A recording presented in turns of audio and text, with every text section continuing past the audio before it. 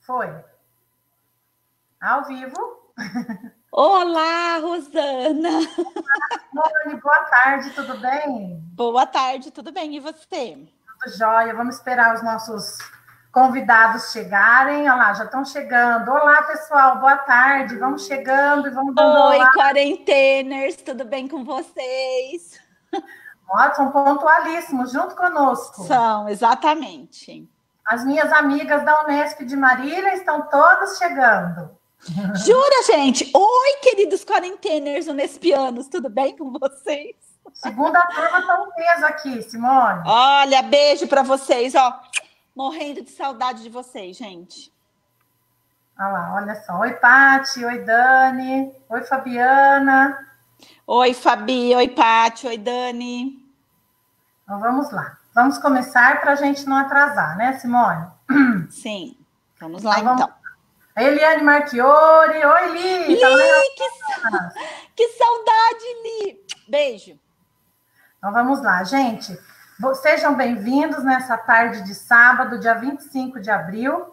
Um sábado que nós estaríamos junto com essa pessoa lá em Ribeirão Preto, né? Pois é. Mas estamos aqui. Não é do jeito que a gente gostaria, mas é o jeito possível no momento, né, Simone? Ah, e na verdade o importante é estar juntos, né? Isso é o que é o mais importante. E todos bem, com saúde, né? Que eu acho que é o mais importante. Isso. Eu gostaria de dar alguns recadinhos antes da gente começar.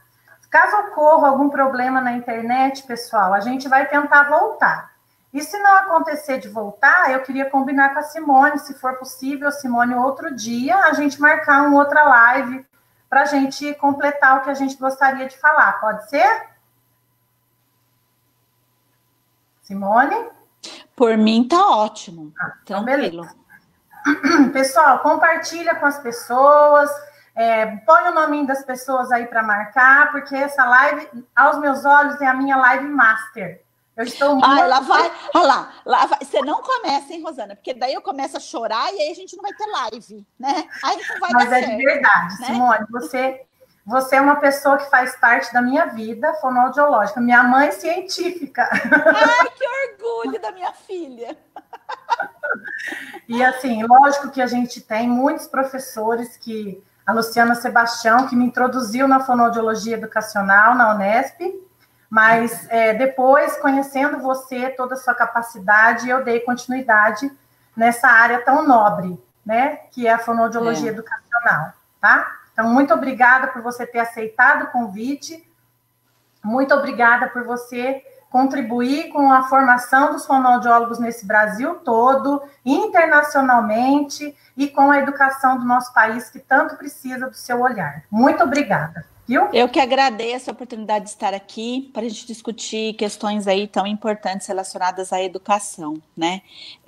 Eu acho que é um privilégio estar com você, que na verdade eu vi crescer dentro da fonoaudiologia educacional e hoje é uma das pessoas de referência, né?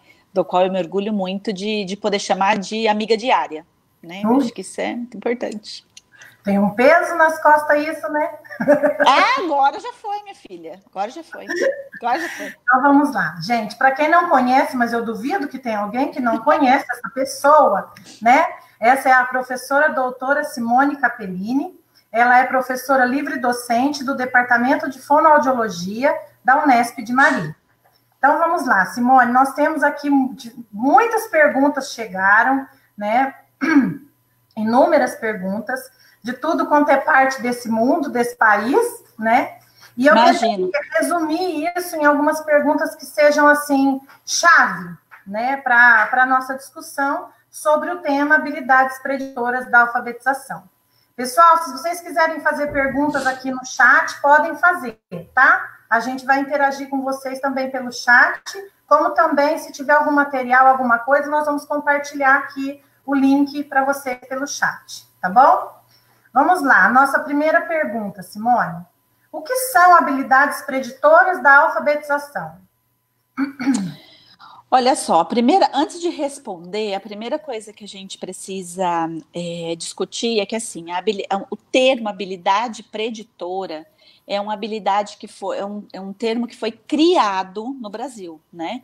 Porque, na verdade, a habilidade preditora é uma palavra, se vocês procurarem no dicionário preditor, talvez vocês não vão encontrar com esta definição. Na verdade, as habilidades preditoras significam as habilidades que são de base para o processo de alfabetização. Entretanto, eu gostaria de fazer 2 destaques aqui. Na literatura, estas habilidades, elas vêm muito como sendo definida aquelas habilidades subjacentes à aprendizagem, né? Então, quando a gente fala assim, eu preciso trabalhar as habilidades preditoras para alfabetização. Quando você vê na literatura quais são essas habilidades, você vai fazer uma comparação e você vai chegar nas habilidades que nós chamamos de subjacentes, ou seja, que são aquela base, que dão o suporte para o processo de alfabetização.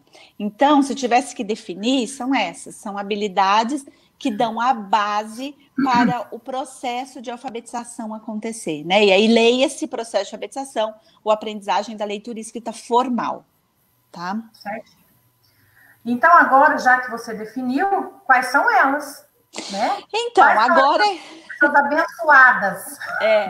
Então, é aqui que agora vai ficar importante a gente fazer uma separação dentro dessas habilidades preditoras. Como eu disse anteriormente, quando você vai na literatura, tanto nacional como internacional, você vê uma correspondência, né, do que são as habilidades preditoras para a alfabetização e os processos subjacentes à alfabetização.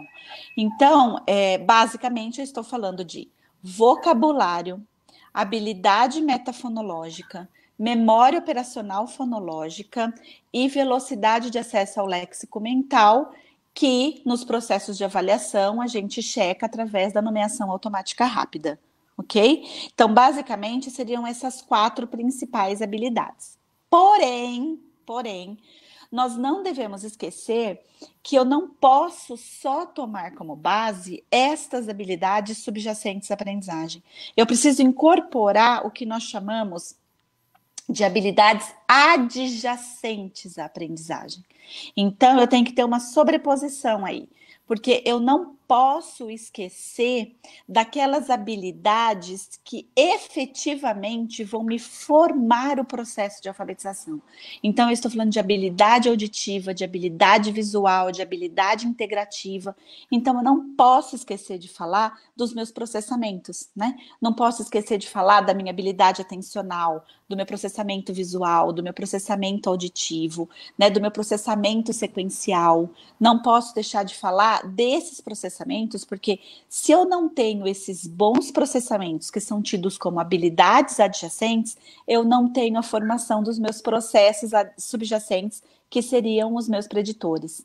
Entenderam? Então, é como se eu tivesse uma camada, né? Então, eu tenho que ter uma boa base de processamento de informação, onde entra habilidade de processamento auditivo, processamento visual, processamento sequencial, e aí, então, esses processamentos é que dão base para esses preditores, que seriam o vocabulário, habilidade metafonológica, memória operacional fonológica e velocidade de acesso ao léxico mental. Certo. O pessoal está perguntando se vai ficar gravado, porque eu acredito que muita gente vai querer dar pausa em cada palavra que você falou. Não, gente, não precisa, vai. Vai.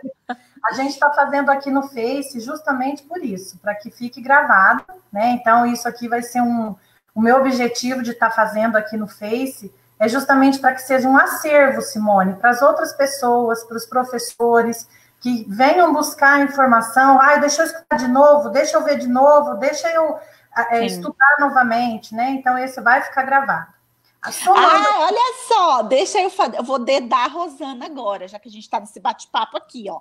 Vocês sabiam que ela vai liberar para vocês um canal no YouTube? Olha só, esse vídeo também vai ficar no YouTube, certo, Rô? Certo, né, Simone? Certo, né? Como é que eu não ia falar sobre isso, né? Pelo amor de Deus. Depois eu compartilho com vocês aqui, pessoal, o canal, tá bom? Mas ele está sendo preparado, elaborado com muito carinho mesmo. Estou colocando tudo isso que eu penso que é bom para mim e que eu gostaria de ouvir de novo, eu gostaria de compartilhar com vocês. Simone, só para costurar com essas duas perguntas que você colocou, surgiu um comentário aqui que agora eu não me lembro o nome da pessoa que fez. Deixa eu ver. Ai, meu pai. Ai, bom, não vou procurar para não demorar. Mas, enfim, a professora, não sei se é professora, perguntou se quais são as habilidades preditoras da escrita. E aí, a gente entendendo a alfabetização, incluindo o processo de aquisição da leitura e da escrita, então, estas habilidades também seriam habilidades da escrita, porque você até incorporou a percepção visual, estou correta? Isso é extremamente importante, porque olha só, né? Quando, por exemplo, eu falo, vamos pegar a questão do vocabulário, né?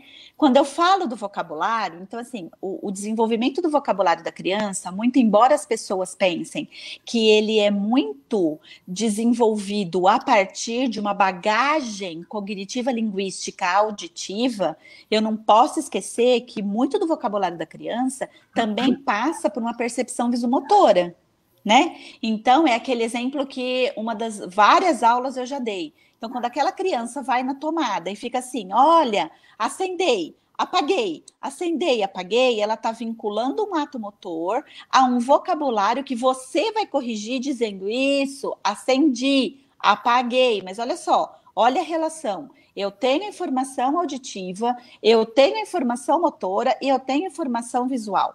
Né? Então, olha só, o vocabulário que a gente acredita que basicamente ele é formado por informações auditivas, ele também passa por uma informação que é percepto-visomotora.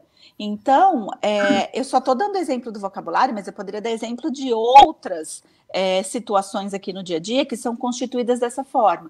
O que, na verdade, para a escrita vai ser importante, é muito importante a gente entender que a percepção visomotora ela vai ter um grande papel nesse desenvolvimento. Então, a habilidade adjacente de processamento visual, ela é extremamente importante para a questão motora. E nós, professores, fonoaudiólogos educacionais, professores de educação especial, precisamos muito entender de como que é esse desenvolvimento percepto-visomotor da criança. Porque quando eu penso na escrita, eu penso numa função de execução motora, que ela vem de um processamento da informação que aconteceu anteriormente via leitura. Então, estas habilidades adjacentes e subjacentes que estão dentro desses preditores vão ser fundamentais, tanto para a leitura como para a escrita. Para a escrita, que engloba as duas áreas do processo de alfabetização, né? Exatamente. E daí vem uma, então, já que elas são tão importantes e elas são todas essas que você disse, então qual a relação, Simone, dessas habilidades preditoras com a alfabetização? Ou seja, por que é importante, então, trabalhar, estimular, treinar essas habilidades desde a educação infantil? Vamos lá. Vamos lá, olha só. Então, claro, Simone. Eu acho que a gente tem vários exemplos aqui, e eu talvez vá utilizar um exemplo aqui que talvez não seja tão usual, mas olha só, matemática, por exemplo, né? Então, tem uma criança lá que está no Fundo 1, que está no segundo ano de alfabetização, e ela já está exposta a um problema. Então, ela tem que fazer uma leitura de um problema. Então, olha só, né? O problema é, João tem 17 anos, Pedro tem 14. Quantos anos Pedro tem a menos que João? Ou ao contrário, né? Ele tem a mais. Então, o que significa esse termo a mais ou a menos? Então, quando eu pergunto quantos anos o Pedro tem a menos que o João, ali está claro que é uma conta de subtração, né? Mas a hora que eu também pergunto quantos anos Pedro tem a mais que João, também é uma conta de subtração. Só que eu utilizei o termo mais. E que, se a criança não tiver um bom vocabulário para entender e discernir o uso dessa palavra dentro desse contexto da leitura do problema, ela pode errar o cálculo, né? Ela pode errar. E isso depende do quê? De vocabulário. Né? Um outro exemplo, por exemplo, né, quando a gente fala de habilidade metafonológica. Então, olha só, por que é importante trabalhar a segmentação fonêmica e silábica com a criança na educação infantil ou no primeiro ano de alfabetização? Então, por que é importante a criança saber que macaco é ac, o? Porque, na realidade, primeiro, Isso tem uma relação direta entre ela fazer uma identificação de que o meu sistema de escrita, ele tem um grau de transparência, ou seja, o mesmo número de sons sendo representado pelo mesmo número de letras, então 6 sons, 6 letras, mas ela também vai utilizar da segmentação para adquirir fluência de leitura.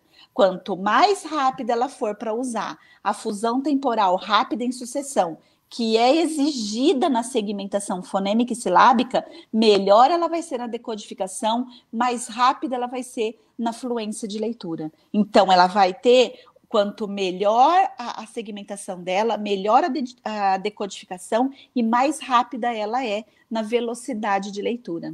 Então, aí você fala assim, mas ser rápido na velocidade de leitura é importante? É, porque isso envolve acesso ao léxico mental. Né? Então, mais rápida ela vai ser para achar o significado dessa palavra. E né? é uma grande controvérsia, né, Simone? Porque muitas vezes a má interpretação desse processo, desse desenvolvimento da leitura, a gente já quer pular a etapa e já partir para a compreensão leitora. Né? Não adianta. Nessa decodificação, que é uma habilidade básica, né? Quando a gente fala de leitura, né, a gente tem que entender que nós temos basicamente 2 componentes, né? O componente de decodificação e o componente de compreensão. Quanto mais atenção a criança dedica à decodificação, menos acesso à recuperação da palavra ela vai ter. Então, ela vai ter uma sobrecarga de uso atencional para decodificação e ela não vai ter uma compreensão adequada da palavra, porque não sobra atenção para isso. Né? Então, a gente tem que equilibrar esses 2 parâmetros. Por isso que, por exemplo, estratégias de nomeação automática rápida, onde a criança realiza, né, a identificação de letras, a identificação de cores, a identificação de dígitos, o mais rápido possível, isso é um ganho na fluência de leitura, porque ela está trabalhando a partir da segmentação. Então, são tarefas que, na verdade, elas vão se complementar mais na frente. Né? Sim. Aí tem um comentário aqui da Rosimeire falando justamente isso que a gente está complementando, né? Que se essa criança tiver com 8 anos, com baixa velocidade, com velocidade baixa de leitura, isso vai impactar, vai resultar numa má interpretação, consequentemente. Vai. Né? Porque quanto maior esse tempo que a criança tem de atenção para essa tarefa de decodificação, menos recurso cognitivo sobra para ela conseguir acionar o seu sistema semântico, recuperar o seu léxico mental ortográfico e fazer a compreensão do texto. Certinho. Vamos lá agora para a nossa 4ª pergunta, Simone. E essas habilidades preditoras da alfabetização? Nós já entendemos o que é, você já mencionou quais são, né? Já disse a relação da importância delas para a alfabetização, para a aprendizagem, né, da leitura e da escrita. Agora, uma pergunta que muito me intriga, principalmente como fonoaudióloga educacional, Simone, quando eu me deparo com uma frase que muito me incomoda, né, que eu até já disse para você. Né? Cada criança tem seu tempo, calma, cada criança tem seu tempo. Tudo bem, nós temos as individualidades, cada um é de um jeito, ninguém é igual a ninguém, né? Mas, Simone, tem algumas coisas que a gente precisa diferenciar, né? E são os marcos do desenvolvimento. Então, a minha pergunta, né, resumindo muitas dúvidas que vieram aqui, a minha pergunta é, essas habilidades têm marcos do desenvolvimento? Ou eu posso esperar o tempo, cada um tem seu tempo? Não, olha só, vamos combinar uma coisa aqui, né? Ninguém pode esperar nada, né? E eu acho que assim, a gente tem um problema sério no Brasil, então eu vou responder de trás para frente, tá? A sua pergunta. A gente tem um problema sério no Brasil, que é uma banalização de qualquer dificuldade que a criança venha a apresentar nas séries iniciais de alfabetização e até mesmo na educação infantil. Quem é professor aqui, eu vou usar uma palavra e vocês vão me entender muito bem, porque essa palavra vem do meio educacional.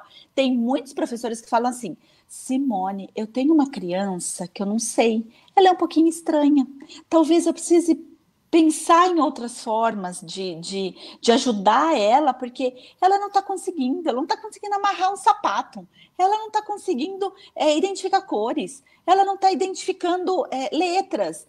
E aí, então, tudo bem, ela está na educação infantil, mas olha só, isso é esperado? Até quando eu lembro isso de um processo normal de aquisição? Olha só, gente, eu vou falar uma coisa bem, bem clara para vocês, bem honesta. Dificuldade de aprendizagem, qualquer que seja ela, não pode ser banalizada, tá? Nós banalizamos, e nós estamos banalizando a dificuldade de aprendizagem em nome desse tempo de alfabetização que a criança tem. Olha só, gente, a gente tem marcos de desenvolvimento, né? Então a gente sabe, por exemplo, que os processos atencionais ele tem marco de desenvolvimento, que a formação da memória operacional fonológica tem marco de desenvolvimento. Então é claro que, por exemplo, quando a gente fala de memória operacional fonológica, ela está dentro de função executiva, e a função executiva é algo que começa o seu desenvolvimento desde o nascimento e vai até a juventude, mas olha só, dentro desse nascimento até a juventude, eu também tenho os meus marcos, né? E eu preciso entender desses marcos e aplicar esses marcos dentro da sala de aula. Por quê? Porque senão, aquela criança que você já identificou como sendo uma dificuldade, ela vai ser esquecida, né? Espera mais um pouquinho, que ela não terminou o primeiro ano ainda. Espera mais um pouquinho, porque olha só, Simone, ela nem chegou no terceiro ano. Como é que eu posso dizer que ela tem uma dificuldade? Pode, porque tem esses marcos. Pode, porque eu não posso ter uma criança com dificuldade de aprendizagem sendo deixada, porque essas dificuldades, elas vão se acumulando, porque essas dificuldades têm a ver com esses preditores, e esses preditores têm a ver com a aprendizagem do meu sistema de escrita que tem a base alfabética e que eu preciso de uma memória operacional fonológica para armazenar uma informação, porque eu preciso da habilidade metafonológica para entender a base fonológica do meu sistema de escrita. Então, olha só, né? Eu preciso desses preditores muito bem identificados quando eles estão alterados ou quando eles estão em defasagem, para que eu comece a pensar numa estimulação precoce, para que eu comece a pensar numa identificação precoce. Então, olha só para vocês terem uma ideia, os Estados Unidos, a Europa, eles pensam em criança de risco para dislexia desde 1969. A primeira publicação data de 1969. No Brasil, a primeira publicação que levanta o sinal de risco para dislexia foi publicada no Tratado de Fonoaudiologia de 2004. Então, olha só, nós ainda estamos engatinhando, mas a gente tem muita literatura já sobre isso. Então, por exemplo, dá só um exemplo que é muito questionado dentro da escola, né? Então, por exemplo, a rima. Né? Então, olha só, existe uma controvérsia muito grande na rima, porque as pessoas não entendem que a rima tem dois tipos de aquisição. A rima identificação e a rima produção. A rima identificação, ela é uma habilidade metafonológica de menor complexidade. E ela é adquirida aos 4 anos de idade. Então, uma criança que está na educação infantil e que não consegue produzir uma cantiga de roda, que ela não consegue seguir uma musiquinha com o professor, que ela não consegue fazer uma rima de identificação, né? Então, essa criança, gente, ela chama atenção, porque aos 4 anos de idade eu já espero esse tipo de aquisição, porque é uma aquisição menos complexa, é uma aquisição mais simples, é uma aquisição só de identificação de segmento sonoro final igual. Diferente quando eu penso de rima-produção. Rima-produção é tida como uma habilidade metafonológica mais complexa. Então, eu espero que a criança adquira ao final dos 8 anos de idade. Mas não quer dizer que ela vai adquirir isso ao final dos 8 anos de idade, que eu não vou estimular isso aos 6, que eu não vou estimular isso aos 5. Entendeu? Então, eu preciso... né? Isso, eu preciso... eu acho que a educação... Me perdoem aqui, mas como eu trabalho muito com educação, acho que eu tenho liberdade de falar isso, né? A educação, ela tem um problema de entender as preposições, né? Do até com o na, né? Então, quando você tem até, a pessoa pensa, tudo bem, então eu posso estimular aos 8 anos. Não pode, gente. Até significa que a estimulação ela tem que ser contínua, né? Então, ela tem que ser até, dos 4 até os 8 anos, 11 meses e 29 dias, né? Que a gente costuma dizer. Né, que é onde a gente consegue aí pegar quem é a criança de risco para alguma alteração de aprendizagem. Então, só um exemplo, né, de marcos que a gente precisa conhecer. Eu acho que depois da live, se vocês quiserem, a gente pode até disponibilizar alguns materiais que falam desses marcos, né? Porque eu acho que é importante todo mundo estar bem afinado, né, nessa questão aí para análise, né, de quem são essas crianças com dificuldades aí de alfabetização, né, de aprendizagem. Essa pergunta sua, esse comentário seu já é uma pergunta que fizeram aqui, né? A Renata Henriques fez aqui no chat uma pergunta: onde encontrarmos esses marcos? A gente tem vários materiais que foram publicados por você e que nos dão os parâmetros dos marcos, né, Simone? Você quer que eu mostre agora? Que a gente tinha separado para mostrar depois. Eu acho que esses, inclusive, a gente pode disponibilizar também, porque são textos, né? Então, são marcadores, por exemplo. Tem um guia muito interessante, tem um material muito interessante de função executiva que traz todos os marcos. Então, eu acho que no final a gente pode deixar esses materiais disponíveis para vocês, né? Porque são artigos, são referências que vocês podem consultar, né? Além dos próprios materiais que a gente vai citar aqui, né? Que acaba tendo também, obviamente. Quer que eu mostre algum agora, por exemplo? Na verdade, por exemplo, a gente tem esses daqui, ó, né? Esse fala de habilidades preditoras para alfabetização. Então, aqui também tem marcos, né? Esse, por exemplo, também tem, que é o manual de estratégias. Inclusive, a gente até tem o número de palavras por minuto o número de palavras lidas por minuto para crianças de 3º a 5º ano. Então, olha só, né? Esses marcos, eles precisam ser levados em consideração dentro da escola, né? Sim. E é uma linguagem, pessoal, assim, simples de interpretar, né? É para professor mesmo, né? É para professor. Demanda uma leitura, uma releitura, né? Um apoio com o fonoaudiólogo educacional, né, Simone? Que também a gente não tem a obrigação de saber de tudo de uma hora para outra. Às vezes, algumas pessoas aqui já estão escutando isso várias vezes, mas pode ser que tenha pessoas aqui escutando pela primeira vez esse assunto, né? Então, vale a pena aí como uma dica para estudar um pouco mais sobre esses aspectos, né?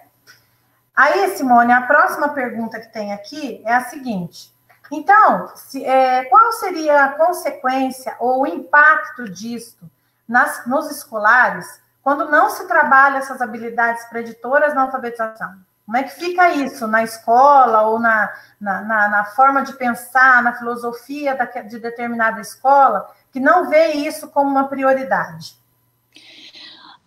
Eu acho que é uma pergunta que, assim, a gente já está vendo isso, né, no dia a dia, né? Então, é esse número absurdo de crianças com dificuldade de aprendizagem, gente. Né? Como é que você pode ter uma escola que tem 1.500 crianças, você ter 60%, 70% delas com problema de aprendizagem? Isso não pode acontecer. Tem alguma coisa errada, né? Porque se isso for o normal, a gente tem que começar a investigar a caixa d'água da escola, né? Porque não é possível. Como que você tem professores que chegam para você, e assim, eu acho que e agora essa questão do Covid está escancarando um pouco isso de uma forma, acho que mais gritante, né? Então, assim, como é que você vai orientar um professor que chega para você, e é isso que está acontecendo comigo, e fala assim: Simone, eu tenho 27 alunos, 10 têm problema de aprendizagem, eu não consigo fazer uma tarefa, uma atividade única para todos, porque eu tenho que adaptar a maioria das atividades, porque esses 10, eles têm dificuldades diferentes. Então, olha só, gente, como é que eu posso ter 10 alunos de 27 com problema? Vocês entendem que isso não é uma coisa normal, não é uma coisa que pode ser entendido como normal. Alguma coisa nesse processo de alfabetização não está acontecendo de uma forma adequada. E eu até vou dizer para vocês o que não está acontecendo de uma forma adequada. É porque a gente não está trabalhando preditores para alfabetização lá na educação infantil, que tem que ser um processo de continuidade entre o 1º e 2º ano de alfabetização, e a gente não alfabetiza baseado na base alfabética do sistema de escrita do português brasileiro. Porque enquanto o Brasil achar que trabalhar decodificação é pecado, enquanto trabalhar decodificação não serve, a gente vai continuar com esse número alto de crianças com problema de aprendizagem. Por quê? É simples. Não dá para você alfabetizar uma criança num país que tem a base alfabética se você não ensina para ela essa base, gente. Né? Então não adianta. Desculpa te interromper, Simone. É que fonoaudiólogo que não fala não é fonoaudiólogo. Não mas eu também me empolgo, pode me interromper. Em contraponto, Simone, vamos salientar também, né? Quando nós temos esse trabalho com as habilidades preditoras na alfabetização infantil, porque eu tenho experiência de várias escolas, tanto públicas quanto particulares, que trabalham com as habilidades, e você deve ter muito mais do que eu, né? Você tem uma noção nacional disso. O resultado na escola ou na rede pública, no desempenho, ele é diferente. No desempenho do escritor, ele é diferente. Ele é diferente. Na verdade, o que acontece? Você tem uma diferença muito grande. E aí, gente, assim, o meu público, eu acho que vocês já ouviram, algumas pessoas já ouviram eu falar isso, né? A minha paixão é a escola pública. Mas a minha obrigação é a escola particular, né? Eu preciso saber o que está acontecendo na escola particular para poder ajudar também as minhas crianças de escola pública. Então, olha só, quando você tem escolas públicas, né? Então, agora eu vou falar da minha experiência, que trabalham esses preditores desde o primeiro dia de aula do primeiro ano, nossa, gente, elas chegam no final do segundo ano muito diferentes. Né? As crianças elas já chegam no final do segundo ano com um nível de leitura mais avançado, com um nível de compreensão de pequenos textos mais avançados, elas chegam com uma fluência de leitura mais adequada. Então, olha só, né? Eu tenho, na verdade, uma criança que termina o segundo ano de alfabetização, ela pronta para receber toda a carga, né? Porque eu tenho uma mudança, né, gente, de demanda cognitiva do segundo para o terceiro ano, né? Então vamos pensar. A minha demanda cognitiva no primeiro e no segundo ano é muito diferente da demanda cognitiva do terceiro, quarto, quinto ano. Então, se eu tiver uma criança que ela já chega com nível de decodificação, com nível de fluência de leitura melhor ao final do segundo ano, é claro que ela vai compreender textos melhores no terceiro, quarto e quinto ano, e o desempenho dela vai ser diferente. Agora, olha só, gente, ter uma criança que consegue ler sílabas simples no final do segundo ano, gente, a gente tem um problema, né? Porque a minha demanda cognitiva de leitura vai subir no terceiro ano e essa criança não vai dar conta. Né? Aí fica falando assim, ó, mas a criança é lenta, mas a criança tem problema, mas essa criança talvez tenha dislexia. Não, não tem, porque na verdade se a gente for pegar os estudos de identificação precoce, nós vamos observar que nem 3, nem 5% das crianças que chegam aos 8 anos, 11 meses, 29 dias, vão ter um quadro de dislexia, né? Também é errado a gente achar que todo mundo que tem problema de leitura e escrita são crianças disléxicas. Se eu tenho um sistema educacional que não oferece a base, né, o entendimento do mecanismo de conversão letra-som para ela ler e escrever, é injusto com a criança. Né? E eu também acho que é injusto com o professor, porque eu tenho muitos professores que querem trabalhar questões de mecanismo de conversão letra-som dentro da sua sala de alfabetização e não podem. Porque eles têm, exatamente, porque eles têm filosofias, diretrizes, ideologias totalmente diferentes do que é o esperado pela direção e pela coordenação. Então tem que ter um afinamento aí, né, de coisas, porque senão a gente vai ter, se a gente não tiver essa mudança de paradigma, a gente vai continuar tendo muitos problemas. Sim. Né? Daí vem uma pergunta aqui da Lidiane Batista, que fez agora há pouco, que vem de encontro com isso que a gente está conversando. O que você espera encontrar, nessas crianças após a pandemia? Eu vou cair da cadeira agora como mãe. Olha, eu acho que, na verdade, a gente vai ter que ter, enquanto fonoaudiólogo educacional, é que eu acho que assim, eu não sei se vocês conseguem ter. Gente, eu vou falar uma coisa para vocês, eu não estou dormindo à noite. Não estou dormindo porque eu só estou pensando em como as demandas elas estão surgindo agora e como elas vão ficar depois. Porque olha só, a gente tem, antes de pensar na criança, a gente vai ter que parar e pensar no professor. Então agora eu vou do lado do professor. Por quê? Vai ser um desafio ele entender como é que ele vai condensar atividades, ou não, porque isso é uma coisa que a escola, né, a equipe pedagógica vai ter que escolher, 2 bimestres. Porque é isso. né? Porque ou a gente vai pensar que a gente tem um ano inteiro para compensar esses 2 bimestres que não foram dados, ou eu vou pensar em condensar esses bimestres durante o ano, levando em conta as habilidades que são mais importantes para a criança adquirir. Lembrando que nós não estamos ainda utilizando nada do Plano Nacional de Alfabetização. Nós estamos apenas apoiados na BNCC. Então, esse é um puxão de orelha para os fonoaudiólogos educacionais que não sabem como que a BNCC é composta, que não sabem como o PNA é composto e como a gente vai discutir isso com os professores, entendeu? Porque os professores, eles vão ter um desafio muito grande de fazer uma decisão importante de como trabalhar esses 2 semestres, seja ela de forma condensada ou não. Se vocês acham que as crianças vão sofrer com isso, é porque vocês não imaginam o quanto os diretores, coordenadores e professores já estão sofrendo com isso, né? Então, é injusto neste momento a gente pensar só na criança, quando na verdade a gente tem uma equipe pedagógica que está em sofrimento, gente. Está em sofrimento, porque eu passei os últimos 2 dias conversando com coordenadores pedagógicos e eles estão com dúvidas muito grandes. Por quê?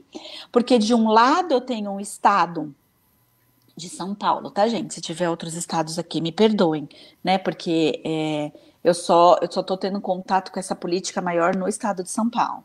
Mas, assim, de um lado eu tenho o estado de São Paulo, que o estado tem plataformas de uso, né, tem mídias, né, para poder dar suporte para essa população, e em detrimento de um município que está correndo atrás disso ainda, né? E olha só, e o bimestre está acontecendo, eu já estou no 2º bimestre. Então, como isso está sendo operacionalizado, é um sofrimento para todos.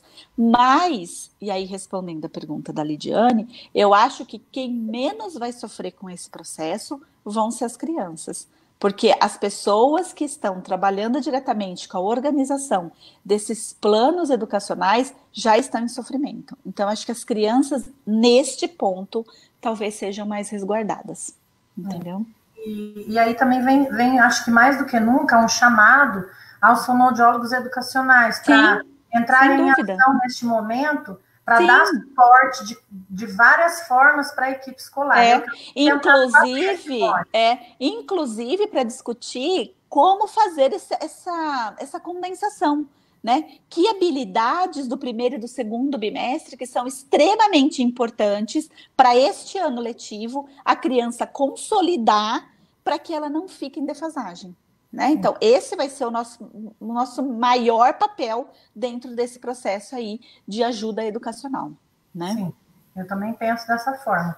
Eu coloquei aquela hora como mãe, porque tem hora que a gente se coloca como mãe, mas como profissional, eu tenho tentado ajudar, como fonoaudióloga educacional, eu tenho tentado ajudar o máximo que eu posso, né?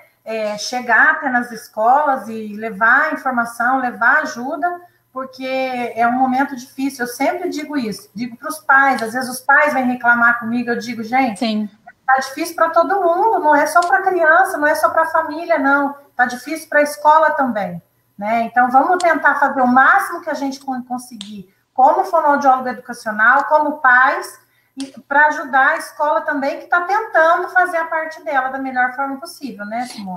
E, gente, olha só, e a gente tem que levar em consideração que, assim, a gente tem uma diversidade muito grande, né? Então, assim, eu tenho desde escolas particulares que já estão com plataformas, que já estão com atividades online, que já estão, inclusive, tem escolas, principalmente as bilíngues, que elas estão cumprindo horário. A sala da criança virou uma escola, né? Elas estão desde das 7h30 da manhã, elas param ao meio-dia para o almoço, elas voltam a 1 e vão até às 3h30. E elas estão o tempo inteiro na plataforma. Mas eu tenho, gente, escolas, olha só, do outro lado, eu tenho escolas onde a escola não tem nenhum acesso à mídia remota. Elas estão utilizando o WhatsApp, que não é uma via segura de comunicação, mas é a única maneira que elas têm de se comunicar, principalmente com os pais que têm o celular, mas que estão, sabe, fazendo o quê, gente? Que estão passando dias e noites fazendo impressão de material para as crianças durante a semana inteira, onde o paizinho vai lá na segunda-feira, na caixinha da série, pegar o material da criança. Então, olha só, olha a diversidade que eu tenho. Né? Nosso Brasil. Olha a diversidade que eu tenho. Então, vocês acham que eles não estão trabalhando? Eles estão trabalhando o triplo, eles estão trabalhando o dobro, né? E eles estão com uma séria preocupação justamente com relação a essa perda, né, desses bimestres e como fazer essa condensação ou não. Então, esse vai ser o nosso desafio. Como fono educacional, acredito que vai ser o nosso grande desafio aí junto com os professores. Sim, muito obrigada. Mais uma pergunta aqui, Simone. A Eliane Marchiori, lá de Alfenas. Oi, Eli. Queria mandar um abraço também para meus ex-alunos que estão aqui, ó, falando: oi, professora Rosana, oi, um abraço para vocês, queridos. Oi, alunos da Rosana. A pergunta da Eliane é a seguinte, né? Que também foi sua aluna, né? Ela foi minha bolsista, não foi só minha aluna, né? Olha só. Os modelos de RTI, né, a resposta à intervenção, são elaborados a partir das habilidades preditoras? Sim. Sim, na verdade, até agora, nós temos, na verdade, e eu tenho uma grata satisfação de falar isso, né? Na realidade, a gente está vendo o RTI se espalhar pelo Brasil, né? Hoje, nós temos programas de RTI que são baseados em habilidades metafonológicas.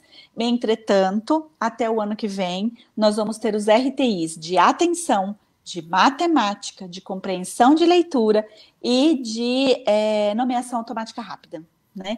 Então, eu acho que a gente está ampliando aí, né, esses modelos de resposta à intervenção para que a gente consiga pegar todos os preditores para a alfabetização, tá? E eles são... Deixa eu só falar... deixa eu só falar uma coisa para a Eliane, assim, lembrando que, assim, que na verdade os modelos de RTI, eles são com base nos preditores, porque eu estou pegando exatamente a faixa etária dos 5 aos 8 anos de idade. Então, a gente não tem ainda material de RTI para a educação infantil, mas a Unesp, junto com a Universidade Federal de Pernambuco, né, o UFPE, a gente está finalizando um material para educação infantil a partir dos 5 anos de idade, e os materiais que a gente já tem disponíveis são de 6 a 8 anos de idade. O RTI, para quem não sabe, ele é uma abordagem, né? Ele é um modelo em camadas, onde você faz um rastreio para identificar, né? Um rastreio universal que a gente chama, né? Em toda a sala de aula, para identificar quem são as crianças que apresentam dificuldades nas habilidades preditoras para alfabetização, e a partir daí começam os processos em camadas de intervenção. A primeira camada é a camada da sala de aula, onde eu vou trabalhar com o grupo classe, que é o que a gente chama de camada coletiva. Logo depois a gente tem um segundo rastreio, logo depois depois de 6 meses, você teria um novo rastreio, onde você vai verificar quem são as crianças que melhoraram nessas habilidades ou não. As crianças que melhoraram, ótimas, elas saem da condição de risco para dislexia, mas as que continuam com as habilidades em defasagem, elas são novamente submetidas a uma outra intervenção, em grupos menores, né, onde você vai intensificar a frequência e a intensidade das habilidades vão aumentar, então o grau de dificuldade aumenta. E logo depois de 6 meses, você tem um novo rastreio, onde aquelas crianças que apresentaram melhora, que ótimo, elas saíram do grupo de risco para dislexia, mas as que permanecem com a defasagem, daí elas vão para a camada 3, que é uma camada na clínica, uma camada fora da escola, que já é uma camada onde a criança já vai para o diagnóstico da dislexia. Esse é um modelo que eu sou apaixonada, né? Se eu puder, eu fico aqui até amanhã falando dele, mas olha só, é um modelo que realmente é a cara da fonoaudiologia educacional, né? É o que eu acho que todos os fonoaudiólogos educacionais precisam aprender a fazer, né? Porque esse é o nosso espaço na escola, esse é o nosso real espaço na escola, né? E tem muitas escolas que já aplicam esses programas, né, Simone? Porque está aqui no Brasil, está divulgado. Paraná, Brasília, Rio de Janeiro. Bom, Marília é viciado, né, gente? Marília, obviamente, que vai ter as escolas, né? Mas a gente tem Bauru, a gente tem outras cidades de São Paulo. São Paulo tem os RTI sendo aplicados também. Então, eu acho que existe aí. Que eu trabalho. E em breve a gente vai ter o lançamento de um livro com todas as experiências do Brasil, mostrando a eficácia dele como atuação da fonoeducacional, né? Que aí todas as pessoas que desenvolvem o RTI vão colocar a sua experiência, né? Que eu acho que é importante. Criar este nicho científico, né? Que é para dar força para o uso. Prática baseada em evidência científica é importante, né? Principalmente na fonoaudiologia educacional. Eu tenho sempre assim na minha cabeça, Simone. E a preocupação existe, a preocupação é verdadeira, a preocupação é real, mas tem soluções. Isso. Né? O importante é isso. Né? O importante é isso. O problema está aí, é o que eu tenho falado para muitos pais e professores. Esta é a realidade. O que nós podemos fazer com isto? Porque ficar reclamando que está ruim, que está horrível, que vai... Não adianta, é o fato, né? Esse é o fato. Então, quais são as soluções? Quais são os programas? Que tipo, um chamado aos fonoaudiólogos. O que você está fazendo para ajudar os professores? O que você está fazendo? Olha só, gente, posso pegar essa fala da Rosana e pedir um favor para vocês, gente? Olha só.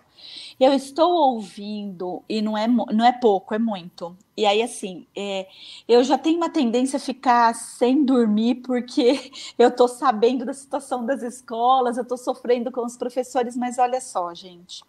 Na última semana, eu passei a sofrer pelas crianças. Por favor, esse é um pedido. Por favor, o fonoaudiólogo que está deixando de atender crianças com dislexia, com transtorno de aprendizagem, com TDAH, não façam isso. Busquem orientações de como fazer o teleatendimento, busquem formas de entender como é melhor atender essa criança num acesso remoto, porque olha só, gente, elas já são abandonadas dentro da escola. Né? Será que a gente vai abandonar de novo essas crianças? Porque nós, fonoaudiólogos, não estamos aptos a fazer um teleatendimento? Não façam isso, gente. Não façam, porque eu vou falar para vocês, eu fiquei muito triste de saber isso.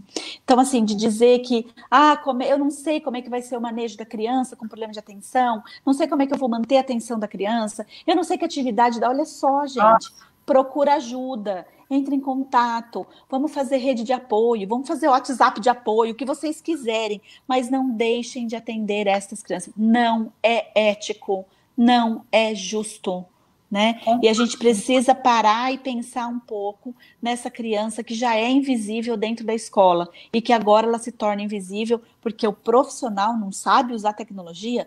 Não dá, né, gente? Eu também entendo, né? Vou fazer a meia-culpa aqui. Eu também entendo que você ter acesso à tecnologia não significa que você tenha familiaridade à tecnologia. Eu entendo isso, né? Mas acho que fazer assistência minimamente remota é uma das nossas obrigações profissionais, né? E nós somos amparados pela lei, né, Simone? Sim, nós somos amparados pela lei, nós somos amparados pelo conselho, né? Então, assim, vamos buscar ajuda, vamos criar uma rede de apoio, né? Eu não me importo, gente, eu tô dando rede de apoio para tanta gente que eu já não sei mais nem quantos grupos eu tô no WhatsApp, mas o que a gente não pode é desassistir essa criança, né? Isso não é ético, né? Exatamente. E fica aí um abraço para a minha turma da Unesp, porque nós criamos uma rede de apoio entre nós. Ai, gente, que orgulho que eu tenho de vocês, gente. Nós estamos nos ajudando mutuamente no grupo de WhatsApp, específico para teleatendimento, né? E isso tem fortalecido muitos fonoaudiólogos, né? Claro. E tem E isso está chegando lá, está chegando na escola, está chegando Sim. na família, né? Está dando coragem para o fonoaudiólogo que também está sofrendo, né, Simone? Você não falou Claro, a gente está sofrendo. sim, claro, né? não, isso daí já é normal, né? A gente já sofre mesmo, então, assim, né? A gente já incorporou isso, né? E a gente tem se apoiado muito. Nossa, esses dias o que eu tenho estudado, o que eu tenho aprendido, para não deixar a peteca cair com relação ao desenvolvimento das crianças que eu trabalho aqui como fonoaudióloga clínica agora, não é brincadeira. Eu também durmo pensando nos pais, durmo pensando nos professores e durmo pensando nas crianças. Claro. Eu me sinto na obrigação, como você disse, Simone. Não consigo ficar, não vai morrer, né? Não está engasgando, não é essencial. É essencial. Porque ele não está aprendendo, né? Ele não está aprendendo. Né? É uma outra forma de olhar para a situação, mas as minhas crianças com problema de linguagem, com problema de aprendizagem, no meu conceito, são essenciais, sim. Sim, com certeza são. Com certeza são. Todos somos, né? Nosso tempo está chegando ao fim, né? Se eu pudesse, também ficaria aqui, né? Assim. Batendo papo, né? Tá bom, né? Tá ótimo. Simone, temos algumas perguntas. Muitas nós já respondemos, assim, você já foi falando e já foi respondendo na sua fala, certo? Uma aqui, que você também já respondeu com relação a materiais de rastreio, né, para a educação infantil. Vai sair muita coisa ainda aí, Isso, né? vai sair. Na verdade, o que vai sair é a adaptação do IPPL, né? Então, o IPPL ele vai ser adaptado para crianças menores, né? E a gente já viu que ele deu muito certo. Né, as crianças, a gente conseguiu fazer uma boa adaptação e ele tem o mesmo grau de confiabilidade que o IPPL para crianças de 6, 7 anos, tá bom? Mostra aí, Rô, você tá com ele aí. O IPPL que a senhora está falando é este. É um material de rastreio para as crianças do primeiro e segundo ano, onde eu vou avaliar as habilidades preditoras, vou fazer um rastreio. Isso. E aí é esse material que foi adaptado para a educação infantil. Isso. E aí agora vai ser adaptado. Bom, essa já foi. Aqui, Simone, materiais para trabalhar essas habilidades na escola. Você quer citar algum? Eu quero. Esse daqui, são 2 materiais que o laboratório ele fez para professores. Ele fez de formas diferentes, na verdade, contextos diferentes. Esse daqui é um material que foi criado para um grupo de professores, porque a Unesp liberou um curso gratuito para professores, foi um curso de férias. A gente ficou muito feliz que era para ser só regional e acabou sendo nacional, né? A gente recebeu professores da Paraíba, a gente recebeu professores do Maranhão, então foi um trabalho bem legal. E esse material, ele foi feito para distribuição gratuita dos professores que fizeram o curso. Foram mais de 100 professores que fizeram o curso. E o restante, a Unesp liberou para que a editora fizesse a comercialização. Aqui vocês vão encontrar várias estratégias, inclusive estratégias que são não só para habilidades subjacentes, como adjacentes também. Então, tem várias habilidades aqui, por exemplo, de percepção visomotora, de função motora, para habilidade metafonológica. Então, é um material bem rico em estratégia, tá? Aqui, tá bom? Maravilhoso, maravilhoso. Diferentemente desse material aqui, que foi elaborado por uma professora, a Miriam, na verdade, que trabalha comigo, é uma professora de educação especial, que fez o pós-doutorado dela comigo, mas ela trabalha muito com crianças com dificuldade de aprendizagem. Então, esse material aqui, tem alguns fonoaudiólogos educacionais que estão utilizando para orientar os professores, mas tem muito professor que está lendo sozinho o material e está adaptando algumas estratégias. E o que é legal dele, deixa eu mostrar para vocês, é que no final dele tem algumas atividades práticas, né? Que o professor ele pode estar utilizando ou adaptando com as crianças. Tá bom? Sobre as habilidades preditoras. Aliás, né? Vamos combinar. O que é que você faz que não é maravilhoso? Mas é porque tem muito do dedinho dos professores. Então, isso a gente agradece muito, porque quando a gente tem uma proposta de pesquisa, a gente vai para a rede, a gente acaba solicitando a opinião deles, e muitas das modificações do material que chega para vocês teve muito da experiência dos professores também, né? Então a gente tem uma rede de apoio que é dos professores, né?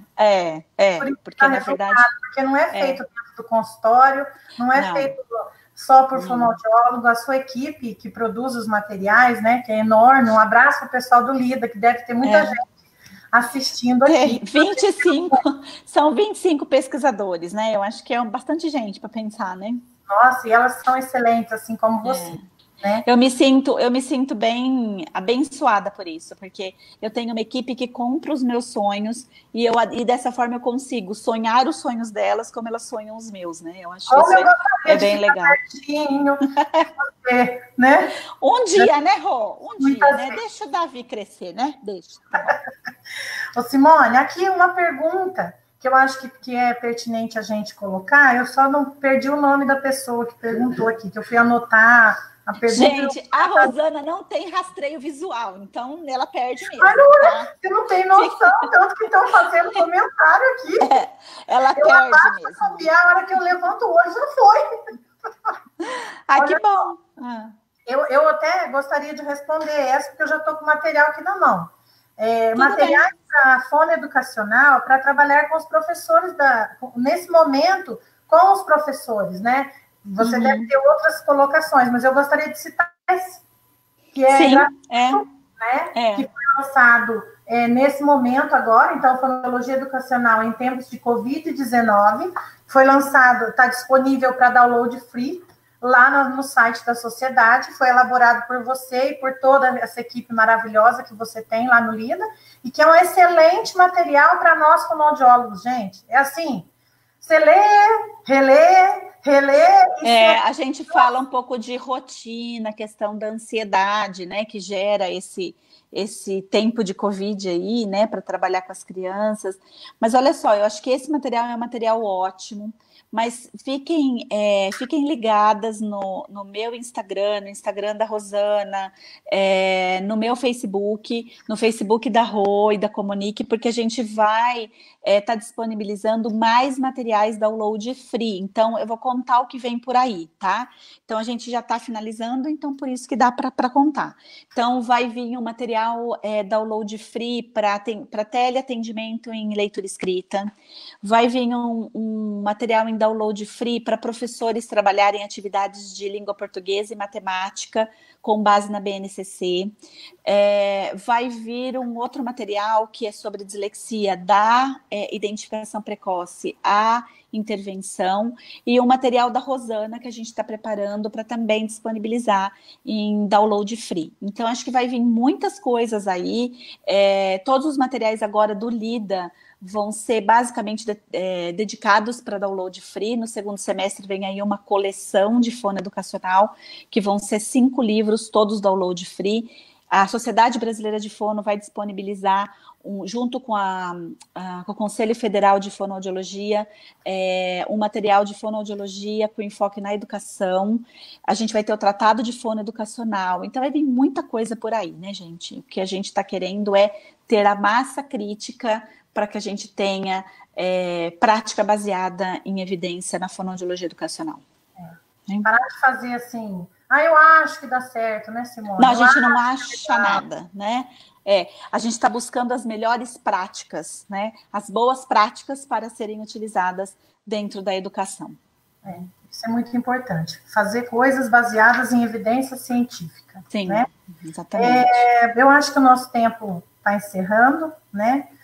As sugestões de materiais, você também já falou sobre vários, que foi uma outra pergunta que surgiu aqui. Tem inúmeras perguntas que não dá para responder todas, né?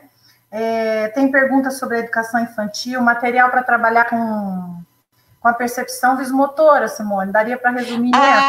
Tem sim. Tem um livrinho, ele não está aqui, gente, porque ele fica tudo na Unesp, né? Tem um livro chamado Compreendendo os Transtornos Específicos de Aprendizagem, é uma coleção. Tem disgrafia, desortografia, descalculia, e agora a gente vai lançar o de dislexia. Eu tenho aqui. que tem várias estratégias que eu acho que vale a pena vocês conhecerem para trabalhar a questão. Lá nesse livro de disgrafia, tem questões de função motora fina. Aqui também a gente tem várias estratégias para função motora fina, coordenação visomotora. Então, são materiais que valem a pena vocês terem acesso, tá bom?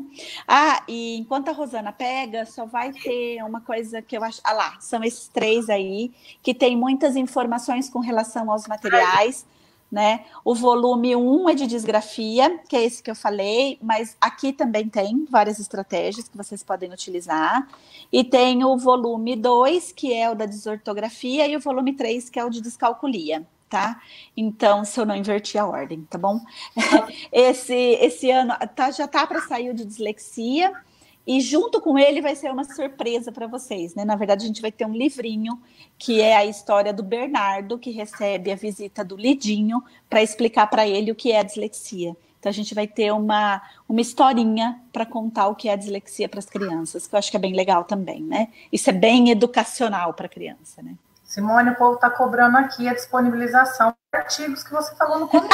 Não, pode deixar, eu vou passar para a Rosana e a Rô vai deixar disponibilizado, tá bom? Aí você me passando, eu compartilho na própria live, que vai ficar gravada, pessoal. Eu vou compartilhar Vocês podem compartilhar ela também. É só terminar aqui, ela já sai gravada na página da Comunique, e todo mundo pode compartilhar. E ela vai estar também no canal do YouTube, que eu acabei de postar para vocês o link aí, para vocês se inscreverem e acompanhar, tá bom? Feito para vocês e por vocês, tá bom? Para as crianças, para os professores, para os pais. Sempre, gente, né? A gente tem que aprender que nós somos um só, né? Fonoaudiólogos educacionais, pais e professores. Né? É como se fosse uma entidade, né? Pode ser uma tríade, né? Quase uma santa, né? Trindade, é mais ou menos assim, né? A gente não pode ter essa dissociação, né? Mais ou menos isso. Então, olha, pergunta tem um monte, né? Imagina. Eu vou deixar aqui, gente, com vocês todos de testemunha, que eu quero mais. Não, a gente pode marcar outra se vocês quiserem. Se vocês quiserem, coloque. Eu quero, e a gente faz outra. Tá bom? Isso. E aí a gente faz uma outra, Rô, para fazer ping-pong, né? Só com essas perguntas. A gente faz pergunta-resposta. Tá bom? Vocês estão ouvindo, né, gente? Vocês estão ouvindo. Faz pergunta-resposta. Compartilha bastante, porque se ela ver que foi muito compartilhada, aí que ela vai fazer de novo. Acha, gente! Ai, que essa Rosana é terrível, viu? Olha só. Tô brincando. Então, nós vamos encerrar, Simone, né? Vamos curtir o sábado, tomar um pouco de ar. Verdade. E eu gostaria de te agradecer imensamente. Nossa, eu não tenho palavra, simplesmente. Estou aqui Imagina. Já. Né? Imagina. Não palavras, né? Eu que agradeço, porque é muito bom estar falando disso, é muito bom estar falando com vocês, é muito bom esse encontro virtual, e eu acho que são esses encontros que vão nos deixar mais fortalecidos para o nosso retorno pós-Covid. Né? Que tenhamos mais, para sairmos mais fortalecidos. Com muitos professores, eu tenho feito alguns encontros online, eles estão aí, fala aí, gente, fala aí, tá fazendo. É igual a Simone falou.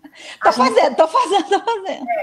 A gente tem feito, Simone, alguns encontros online, presenciais, não, falei errado. Alguns encontros online e, assim, gratuitos, onde a gente conversa sobre assuntos que eles querem, sabe? Sim. Então, um dia nós conversamos sobre nomeação automática rápida, outro dia conversamos sobre leitura, estratégias de leitura para esse momento, né? Então, tem sido muito, muito rico esse momento com os professores, tá bom? Quem quiser, gente, entre em contato para vocês fazerem parte desse grupo, tá bom? Porque é muito legal. E aí, eu só vou deixar um recado, gente. Se preparem. A fonoaudiologia educacional, ela está crescendo, ela está ocupando seu espaço, e pós-Covid nós vamos ter um papel muito importante junto com os professores, as crianças e os pais. Então, vamos nos fortalecer para oferecer uma melhor qualidade de trabalho para essa tríade, né? Afinal de contas, nós somos uma tríade, né? Tô com meu olho aqui marejando, né? Eu também. Então, vamos parar, vamos mandar beijo para todo mundo. Até o próximo encontro. Você é uma pessoa muito especial na minha vida, Simone. Você também, Rô. Aliás, todo mundo que está aí, né? é muito especial para mim. Eu estou morrendo de saudade desse povo todo, mas em breve nós vamos estar juntos aí, colocando as nossas experiências pré-Covid, pós-Covid, porque assim, eu acho que ele veio para nos unir de uma forma diferente, ele veio para nos unir de uma forma afetiva e intelectual, que eu acho que é ótimo, porque eu acho que é dessa forma que acontece a aprendizagem. Com certeza. Tá bom? Então, pessoal, muito obrigado que ficou aqui agora com a gente. Posso fazer um convite para vocês? É rapidinho. Segunda-feira, às 3 horas da tarde, vai ter uma live com a Rosana Mendes. A gente vai estar falando da metodologia, né, que ela está propondo para a alfabetização, que é baseada nas habilidades metafonológicas. Gente, vai ser muito bom. E a gente está preparando um e-book dessa apresentação na segunda-feira para ser download free também. Então, olha só, participem lá, porque eu acho que vai ser um outro momento de discussão da fonoaudiologia educacional na alfabetização. Obrigada, viu, gente? Obrigada. Beijo no coração de vocês. Fiquem com Deus. Ó quem tá dando tchau para vocês. O álcool gel. Isso vai ficar gravado, né? Que horror.